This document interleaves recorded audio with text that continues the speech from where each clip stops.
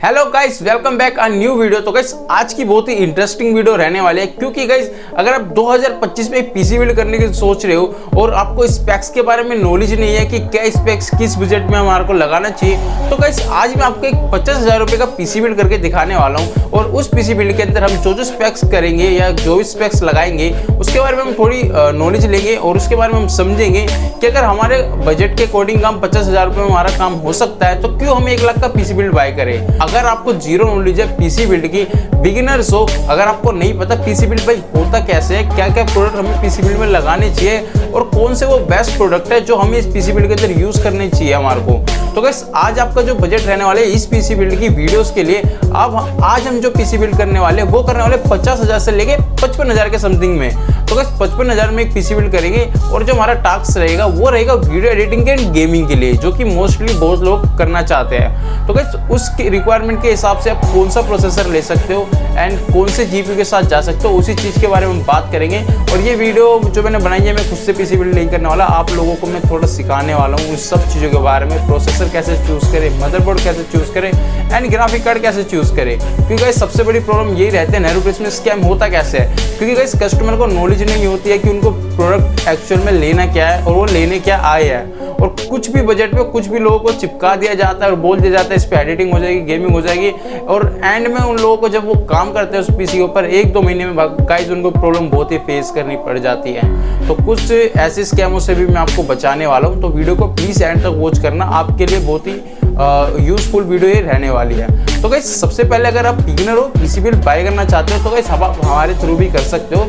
हमारी शॉप का नाम है गाइस रिक्स ऑफ इंडिया एमग्राफ, तो हमारी शॉप पे विजिट करके भी पीसी बिल्ड ले सकते हो ऑफलाइन में, जो कि गाइस लोकेटेड है हमारी अग्रवाल भवन 107 फर्स्ट फ्लोर पे नेहरू प्लेस में। आप यहाँ पे आके हमारे से बातचीत कर सकते हो, कुछ भी आपके प्रॉब्लम हो हम उस चीज़ का सोल्यूशन आपको देंगे। और नीचे डिस्क्रिप्शन में जाओगे तो व्हाट्सअप नंबर भी आपको मिल जाएगा, उस पर भी आप कुछ भी पूछ सकते हो। ऑनलाइन पीसी बिल्ड करना है तो ऑनलाइन भी कर सकते हो। तो गाइस अब बात करते हैं सबसे पहले पीसी बिल्ड की। तो पीसी बिल्ड में जो गाइस हम सबसे पहले चीज़ देखते हैं वो होता है प्रोसेसर। अब प्रोसेसर में हमारे पास 2 चॉइस मिलती है, एक AMD मिलती है, एक इंटेल में मिलती है। तो इंटेल किस चीज़ों के लिए बेस्ट रहता है और AMD किस चीज़ों के लिए बेस्ट रहता है उसके बारे में मैं आपको थोड़ा बता देता हूँ। अगर गाइस आप पीसी बिल्ड कर रहे हो, मान लो 50,000 के अंडर में एक पीसी बिल्ड कर रहे हो, तो 50,000 के अंडर में आपको प्रोसेसर कैसे चूज़ करना है। तो प्रोसेसर हमें ऐसे चूज़ करना है जिसकी जनरेशन भी अच्छी हो, प्लस में उसके अंदर अगर आप गेमिंग और एडिटिंग करना चाहते हो तो कोर एंड थ्रेड भी अच्छे हो। अब कोर एंड थ्रेड आप कैसे पता लगाओगे किस प्रोसेसर में कितने अच्छे हैं, तो उसके लिए गाइस सभी प्रोसेसर के बैक साइड पे आपको लिखा हुआ मेंशन मिलता है। जैसे कि AMD में आप लेते हो तो फ्रंट साइड में उसके ऊपर की तरफ मेंशन रहता है 6 core 12 thread, gigahertz performance, clock speed, वो सब आपका मेंशन होता है। तो अगर आप 50,000 के बजट में पीसी बिल्ड ले रहे हो तो ऐसा ना हो कोई आपको 3200G जैसे प्रोसेसर चिपका दे जो कि नीचे वाली रेंज के होते हैं, या इंटेल में अगर आप ले रहे हो i5 6 generation, i5 7 generation, i5 8 generation, वो सब बहुत ही नीचे हो जाता है। वो बेसिक कामों के लिए यूज़ होता है, ना कि हैवी कामों के लिए आप यूज़ कर सकते हो। ठीक है गाइस, तो सबसे पहली चीज़ जो हम प्रोसेसर यूज़ कर सकते हैं 50,000 के बजट में एक अच्छा प्रोसेसर, अगर आप गेमिंग और एडिटिंग, अगर एडिटिंग का करना मेन पर्पस है ना तो बस इंटेल में बिना सोचे आप इंटेल में जाना। इंटेल क्योंकि आपको best core and threads, gigahertz performance भी आपको देता है एडिटिंग के मामले में। हाँ अगर आप गेमिंग करना चाहते हो तो गेमिंग के लिए आप AMD में जा सकते हो, क्योंकि AMD में आपको बहुत ही अच्छी गेमिंग करके दे सकता है और उस पर आपको गेमिंग भी बहुत अच्छी ईजिली हो सकती है। तो आज हम बात करने वाले इंटेल की। तो AMD के बारे में हम किसी और वीडियो के अंदर बात करेंगे। अगर आपको AMD के ऊपर भी ऐसी स्पेक्स वीडियो चाहिए तो कमेंट कर देना। तो गाइस सबसे पहले हम जो प्रोसेसर इसके अंदर यूज़ करें बजट के अकॉर्डिंग, तो गाइस हम इसके अंदर जो प्रोसेसर यूज़ करें वो करेंगे i5 का 12 जनरेशन। i5 12 जनरेशन एक लेटेस्ट सीरीज के साथ में आता है। जैसे कि आपका मॉडल बता देता हूँ, i5 का 12400F इसका मॉडल रहता है। अब इंटेल में गाइस 3 सीरीज आती है। अब सीरीज का मतलब मीन्स मैं बता देता हूँ आपको कैसे। अगर आप i5 12 लेते हो तो उसमें भी आपको वेरिएंट्स देखने को मिलते हैं, जैसे F सीरीज, प्लेन सीरीज जिसमें F लिखा ही नहीं होता, 12400 प्लेन होता है, एंड K सीरीज। अब जो F सीरीज आप लेते हो इसके अंदर गाइस आपको इंटीग्रेटेड ग्राफिक्स नहीं मिलते। इसके अंदर अगर आप ग्राफिक कार्ड अलग से परचेस कर रहे हो ना तो जब इस प्रोसेसर को आप लगा सकते हो, सबसे सस्ती कॉस्ट जो होती है वो F सीरीज के प्रोसेसर में होती है। अगर आप बजट कम है तो F सीरीज का प्रोसेसर 13 जनरेशन 14 जनरेशन किसी में भी आप ले सकते हो, सभी में F सीरीज आती है आपकी। अगर आपको GPU अभी मान लो बजट कम है, GPU आपको नहीं लगाना तो उसके लिए 12400 प्लेन सीरीज आती है, आप उसको यूज कर सकते हो। उसके अंदर आपको इंटीग्रेटेड ग्राफिक्स मिल जाते हैं और नॉर्मल ऑफिस वर्क्स और थोड़ी बहुत वीडियो एडिटिंग, गेमिंग मतलब थोड़ी बहुत कर सकते हो आप उसके अंदर विदाउट GPU के। तो आप उस केस में उसको लगा सकते हो। और कभी भी अगर हम प्लेन जीपीयू वो लेते हैं CPU, जो कि 12400 प्लेन आता है गाइस आपका, उसके अंदर क्या है, उसका प्राइस थोड़ा डिफरेंस रहता है। जो एफ सीरीज का प्राइस होता है वो कम होता है, जो प्लेन सीरीज का प्राइस होता है वो ज़्यादा होता है। और के सीरीज हमारी टॉप ऑफ द नोच सीरीज रहती है। इसके अंदर के सीरीज में आप ओवरक्लॉक कर सकते हो अपने CPU को। तो गाइस के सीरीज का प्राइस भी थोड़ा दोनों सीरीज से ऊपर रहता है। अगर आपका बजट अच्छा है तो आप के सीरीज लगा सकते हो। के सीरीज के लिए मदरबोर्ड भी मैं आपको एक बेस्ट बता दूंगा, वीडियो को एंड तक वॉच करते रहो। तो गाइस अब बात करें प्रोसेसर की, i5 12 जनरेशन यूज कर रहे हैं, 12400F मॉडल है और 6 कोर 12 थ्रेड के साथ आता है आपका ये प्रोसेसर। अगर क्लॉक स्पीड की बात करें तो 4.40 गीगाहर्ट्ज का सपोर्ट आपको मिल जाता है प्रोसेसर में। अच्छी बात यह है गाइस कि ये प्रोसेसर आपका DDR4 एंड DDR5 जनरेशन जैसी चीज़ों को सपोर्ट करता है। अगर DDR5 आप मदरबोर्ड यूज़ करोगे इस प्रोसेसर के साथ में तो कंपैटिबल आपका प्रोसेसर है, तो वो भी आप यूज़ कर सकते हो। अगर आप i5 12 की प्राइसिंग जानना चाहते हो तो ये आपको मिल जाता है 9100 रुपये का ये आपका प्रोसेसर आता है i5 12 जनरेशन में। तो गाइस प्रोसेसर के बारे में बात करिए, आई होप आपको थोड़ा समझ में आ गया हो। अगर प्रोसेसर के लिए आपको समझ में नहीं आया तो प्लीज़ कमेंट करके बता सकते हो, एक डेडिकेटेड वीडियो हम प्रोसेसर के ऊपर बनाएंगे खाली। अब उसके लिए बात करते हैं नेक्स्ट चीज़ आती है इस प्रोसेसर के बाद मदरबोर्ड हमेशा हमें प्रोसेसर के कंपैटिबल के हिसाब से ही लेना चाहिए। प्रोसेसर जो हम गाइस अभी इसके अंदर यूज़ कर रहे हैं वो कर रहे थे i5 12 जनरेशन। अब मदरबोर्ड जो हम इसके अंदर यूज़ कर रहे हैं, मदरबोर्ड हमने इसके अंदर जो यूज़ करेगा B सीरीज़ यूज़ करा है। अगर आपका एडिटिंग का पर्पस है तो आप चूज़ करो कि B सीरीज़ मदरबोर्ड ही यूज़ करो, क्योंकि मदरबोर्ड में एंट्री लेवल H610 सीरीज़ भी आती है जो कि बहुत ही एंट्री लेवल हो जाती है। प्लस में जो उसके ऊपर VRAMs रहती है गाइज वो भी ज़्यादा स्ट्रॉन्ग नहीं होती। अगर आप मान लो कोई हैवी टास्क कर रहे हो तो वो प्रोसेसर के हिसाब से कंपैटिबल थोड़ा मदरबोर्ड नहीं बैठता है। अगर H610 आप मदरबोर्ड ले रहे हो i5 12 के लिए तो ना लो। अगर आपका काम ऑफिस वर्क या नॉर्मल वर्क के लिए है तो आप H610 मदरबोर्ड ले सकते हो, कंपैटिबल है, कोई दिक्कत नहीं। बट अगर आप गेमिंग और एडिटिंग की बात करो तो B सीरीज़ का मदरबोर्ड ही आपके स्पीड के हिसाब से, काम के हिसाब से कंपैटिबल मदरबोर्ड रहता है। तो B सीरीज़ जो हम इसमें मदरबोर्ड यूज़ कर रहे हैं वो कर रहेगा इस B760MH DDR4। जी हाँ, DDR4 हम मदरबोर्ड यूज़ करें क्योंकि बजट को भी ध्यान में रख के DDR4 ही बेस्ट ऑप्शन है आपके लिए। अब DDR4 में मदरबोर्ड में आपको क्या क्या ऑप्शन बेस्ट देखने के लिए मिलते हैं।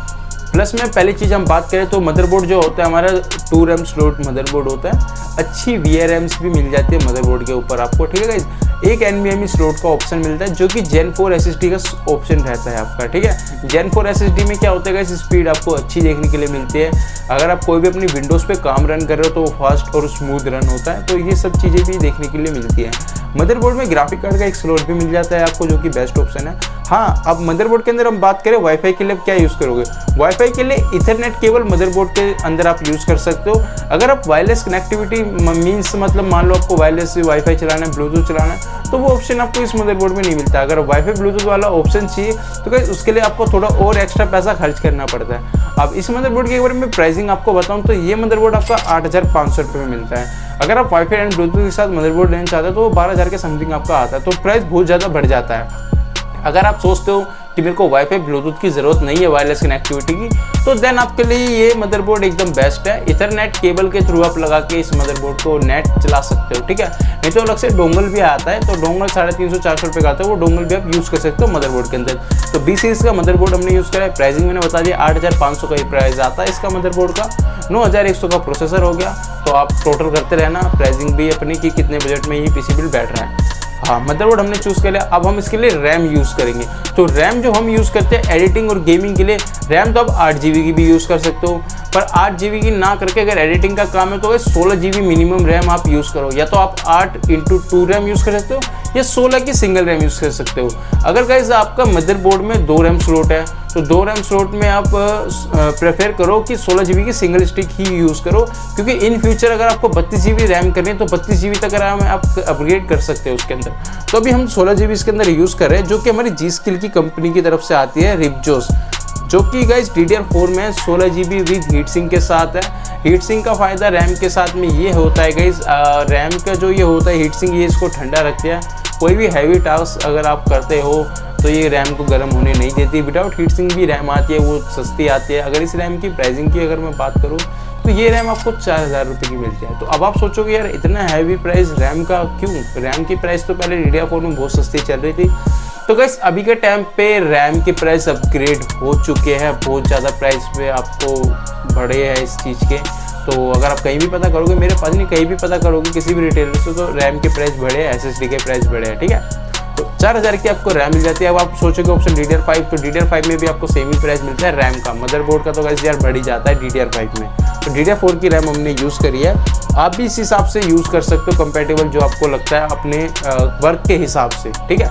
अभी आप गेमिंग कर सकते हो, एडिटिंग कर सकते हो, फुल HD तक, अल्ट्रा तक गेमिंग कर सकते हो, और 4K तक आप एडिटिंग रेंडरिंग कर सकते हो। तो उसमें आपको कोई प्रॉब्लम देखने के लिए नहीं मिलेगी, ठीक है। SSD स्टोरेज जो कि हमारा मेन चीज़ होती है, जिसके अंदर सारा स्टोरेज हमारा रहता है। स्टोरेज में देखो गाइस 2 SSD आते हैं, एक SATA आती है, एक NVMe आती है। आप कोशिश करो अगर PC बिल्ड कर रहे हो 50-60 हज़ार के अंडर में, तो कोशिश यही रहनी चाहिए कि NVMe SSD ही हम उसके अंदर लगाएं। NVMe SSD लगाने का रीज़न क्या है, अब मैं रीज़न समझा देता हूँ आपको। जो SATA SSD होती है उसके अंदर जो स्पीड होती है गाइस आपकी, वो होती है 550 MB। अब 550 MB बहुत कम हो गया गाइस। अगर आप NVMe SSD की बात करोगे तो उसमें आपकी रीड एंड राइट स्पीड बढ़ जाती है। जैसे अगर आप Gen 3 यूज़ करते हो, जैसे Gen 3 ये आती है, WD की आती है ग्रीन में 500 GB NVMe। अब इसकी स्पीड की अगर मैं बात करूं तो 2400 की MB पर सेकेंड स्पीड आपको इसमें देखने के लिए मिल जाती है। अगर Gen 4 आप यूज़ करोगे तो उसके अंदर आपको मिल जाएगी 4700 Mbps की स्पीड। तो Gen 4 भी आपके लिए एक बेटर ऑप्शन रह सकता है। अगर मैं SSD की प्राइसिंग की बात करूँ गाइज, तो SSD आपको मिल जाएगी ओनली 3500 रुपये की। 3500 रुपये में आप Gen 4 भी लगा सकते हो। ये ऑप्शन दिखाए मैंने आपको एक Gen 3 SSD। Gen 3 SSD थोड़ी सस्ती आ जाती है, वो भी आप यूज़ कर सकते हो, ठीक है। 3500 रुपये प्राइसिंग है। सब चीज़ों का मैं प्राइस इसलिए बताता जा रहा हूँ ताकि आपको भी हेल्प मिले PC बिल्ड गाइडेंस में, कि आप PC बिल्ड करना चाहते हो तो क्या कंपोनेंट यूज़ कर सकते हो, किस बजट में कंपोनेंट आते हैं गाइस, वो भी आपको मैं एक आइडिया देता जा रहा हूँ वीडियो के अंदर में। तो गाइस अब बात करते हैं GPU, जो कि मैन हमारी चीज़ होती है वीडियो एडिटिंग से लेके गेमिंग के लिए। अब GPU में ही बहुत लोग फ्रॉड करते हैं। फ्रॉड कैसे करते हैं गाइस? GT 610 GT 730 4GB के साथ में ग्राफिक कार्ड आपको लगा के दे देते हैं। 50,000 का आपका बजट है ना गाइस, तो 30,000 में PC बना के दे देंगे और बोलेंगे भाई गेमिंग के लिए बहुत बढ़िया PC बिल्ड है। भाई ऐसा नहीं होता। इस चीज़ को गाइस आपको समझना है कि आप इस स्कैम से कैसे बचे। GPU के अंदर गाइस बहुत ही वैरायटीज़ आती है आपकी। जैसे कि अगर आपको नॉर्मल वर्क करना है तो GPU का जैसे मैंने मॉडल बताया आपको, GT 610 और 730, ये सब आपके DDR3 में आते हैं बेसिकली, ठीक है, ग्राफिक कार्ड।